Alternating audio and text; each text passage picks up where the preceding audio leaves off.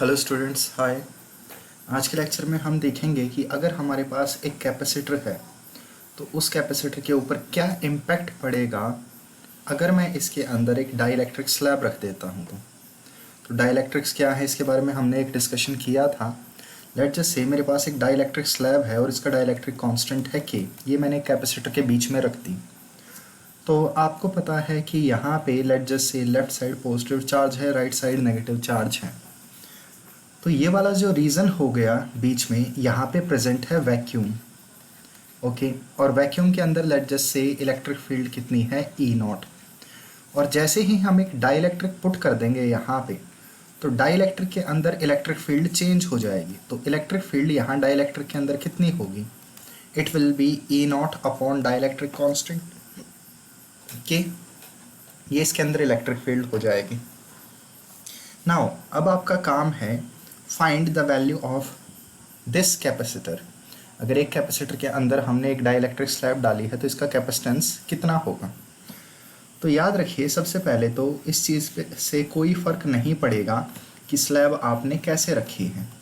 That means आप dielectric slab को बिल्कुल लेफ़्ट साइड टच करके रख सकते थे, बिल्कुल राइट साइड टच करके रख सकते थे, या फिर बीच में रख सकते थे। इस चीज़ से हमारे ऊपर कोई फ़र्क नहीं पड़ेगा। हमें पता है जो प्लेट्स के बीच का डिस्टेंस होता है इट इज़ कॉल्ड डी, और जो यहाँ मैं डाइलेक्ट्रिक स्लैब ले रहा हूँ इसकी थिकनेस कितनी है, टी, और ये पूरा डिस्टेंस हमारे पास डी होता है। ओके, नेक्स्ट अब आप यहाँ पे देख सकते हैं, सॉरी लास्ट वाले में, अब आप यहाँ पे देख सकते हैं सबसे पहले यहाँ ऐसे सिनेरियो में आपका वैक्यूम कितनी लेंथ में है। तो वैक्यूम टोटल लेंथ हमारे पास डी है, टी में मीडियम है, और मीडियम कितनी लेंथ में है, तो मीडियम की लेंथ हो गई टी। इन दो चीज़ों पे थोड़ा सा गौर फरमाओ, आपको क्वेश्चन बहुत इजीली समझ में आ जाएगा कि हम कैसे डेरिवेशन करेंगे। तो सबसे पहले देखिए यहाँ पे मैं डिराइव करना स्टार्ट करता हूँ। आपको याद हो तो हमने पहले कैसे डिराइव किया था, Q is equal to C V से C is equal to Q by V, ऐसे हम डेरिवेशन लेके आए थे। नाउ मान लो मेरे पास एक कैपेसिटर है और मैंने क्या किया, एक बैटरी ले ली जिसका पोटेंशियल डिफरेंस V है। नाउ अगर मैं यहाँ बैटरी का नेगेटिव टर्मिनल ग्राउंड कर दूँ तो यहाँ का पोटेंशियल ज़ीरो हो जाएगा और इस साइड का पोटेंशियल V हो जाएगा। ये चीज़ हम डिस्कस कर चुके हैं। एक वायर पे हर जगह पोटेंशियल सेम रहता है, तो कैपेसिटर की लेफ़्ट प्लेट पे पोटेंशियल V होगा, राइट प्लेट पे पोटेंशियल ज़ीरो होगा, ऐसे ये कनेक्टेड थे। नेक्स्ट अब आपने क्या किया, आपने यहाँ बीच में एक डाइलेक्ट्रिक स्लैब डाल दी। इसका डाइलेक्ट्रिक कांस्टेंट है K और इसकी थिकनेस है T। नाउ सबसे पहले हमें पता है जहाँ पे भी हमने कैपेसिटेंस डिराइव किया था हम V की वैल्यू लेके आए थे। तो मैंने यहाँ एक फॉर्मूला यूज़ किया, dV is equal to minus E dot D R, ये वाला फॉर्मूला। और अगर हम इसे इंटीग्रेट कर देंगे तो हमारे पास क्या आ जाएगा, पूरी का पूरा पोटेंशियल डिफरेंस V आ जाएगा। तो मुझे ये इंटीग्रेट कहाँ से कहाँ तक करना है, यहाँ डिस्टेंस ज़ीरो है, वहाँ डिस्टेंस कंप्लीट हो गया D, तो ज़ीरो से D तक। अगर आपको डेरिवेशन याद नहीं है तो थोड़ा सा देख आइए कि एक नॉर्मल कैपेसिटर के लिए कैसे डेराइव करते हैं। तो लेफ़्ट साइड का इंटीग्रेशन तो हमारे पास आ जाएगा ज़ीरो माइनस V जब आप प्रॉपरली करेंगे, लेकिन राइट साइड के इंटीग्रेशन में थोड़ी सी दिक्कत आएगी। क्यों? क्योंकि यहाँ पे ये इलेक्ट्रिक फील्ड वेरिएबल है, जब आप स्लैब में एंटर करते हैं तब डिफरेंट है। फॉर एग्जांपल मैं यहाँ से चलना स्टार्ट करूँ तो यहाँ वैक्यूम है, जैसे ही मैं स्लैब के अंदर गया इलेक्ट्रिक फील्ड डिफरेंट, और जैसे ही बाहर निकला अगेन इलेक्ट्रिक फील्ड डिफरेंट। तो इलेक्ट्रिक फील्ड अपने आप को चेंज कर रही है ज़ीरो से D के बीच में। तो मुझे ये इंटीग्रेशन दोबारा से करना पड़ेगा। इस इंटीग्रेशन को करने से पहले मैं क्या कर रहा हूँ, ये साइन चेंज कर रहा हूँ। ओके, नाउ आप देख सकते हैं यहाँ पे मैंने डिफरेंट साइन यूज़ किए हैं। अब माइनस से माइनस कैंसिल आउट कर दिया। आगे हम लोग क्या करेंगे, सोचिए ज़रा जल्दी से। मैं क्या कर रहा हूँ, इस इंटीग्रेशन को दो पार्ट में ब्रेक कर रहा हूँ। एक तो ज़ीरो से कौन C length, D minus T वाली, और एक कौन सी, सोचिए, सोचो। आप कह सकते हो यहाँ पे D माइनस टी से लेकर T तक, सॉरी पूरा D तक, ऐसे हम इंटीग्रेशन को ब्रेक कर सकते हैं दो पार्ट में। दैट मीन्स आप देख सकते हैं एक में हमारे पास क्या है, ओनली वैक्यूम, और एक में क्या है, मीडियम है। तो इन दोनों को यूज़ करते हुए हम क्या करेंगे, अपना डिराइव करेंगे। अब देखो यहाँ पे सबसे पहले, जैसे कि मैंने क्लास के स्टार्टिंग में भी एक्सप्लेन किया था, इस रीजन में वैक्यूम है और दूसरे रीजन में मीडियम है। बस इलेक्ट्रिक फील्ड वैक्यूम में अलग है, दूसरे मीडियम में अलग है।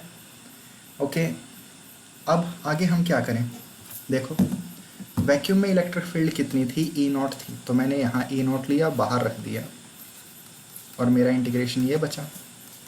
मीडियम में electric field E not by के थी, तो मैंने ई नॉट बाई के, एक कांस्टेंट है, डिफरेंट कांस्टेंट है, उसे बाहर लिया, ऐसे रख दिया डी तक, और यहाँ मेरे पास ये बचा। नेक्स्ट इंटीग्रेट, आई होप आप सब कर सकते हैं।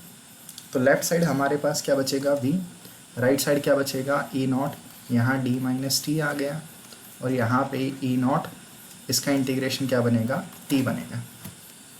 ये हो गया। सबके पास क्या है, ई नॉट है, तो एक काम कीजिए, ई नॉट को कॉमन आउट ले लीजिए, तो अंदर क्या बचेगा, D minus T plus T by के, ये आपके पास वी की वैल्यू बच जाएगी। नेक्स्ट ई नॉट, अगर आपको याद हो इलेक्ट्रिक फील्ड कितनी थी, सिग्मा बाय के, sorry sigma by epsilon not, और सिग्मा क्या था, चार्ज अपॉन एरिया। तो इलेक्ट्रिक फील्ड की वैल्यू रख दो charge upon area epsilon not, capacitor की प्लेट्स के बीच में जो होता है, बाकी ये जाने दो। तो आप यहाँ पे प्रॉपरली क्या देखेंगे कि मुझे अब कैपेसिटेंस निकालने के लिए Q बाय ए चाहिए, सॉरी Q बाय वी चाहिए, तो Q बाय वी कर दो, प्रॉपरली अरेंज करो, तो C की वैल्यू आपके पास होगी कितनी, epsilon not a divided by D minus T plus T upon के, इतनी।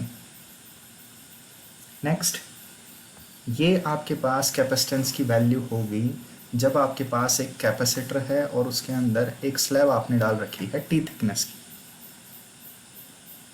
आप देख लीजिए, अगर मैं स्लैब ना डालूं तो स्लैब की थिकनेस ज़ीरो हो जाएगी, जैसे ही मैं इसे ज़ीरो पुट करूंगा ये सारी टर्म्स गायब हो जाएंगी और आपके पास वही आंसर आ जाएगा जो आपको डिराइव करवाया गया था, या नहीं, याद कीजिए थोड़ा बहुत।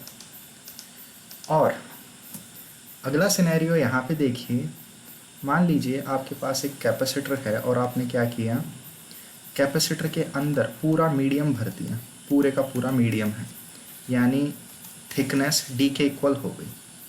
मैं चाहता हूँ आप ये वैल्यू ऊपर वाले में पुट कीजिए, तो कैपेसिटेंस का आंसर आपके पास आ जाएगा कितना, के times epsilon not a by D, ये भी हमने एक क्लास में डिस्कस किया था।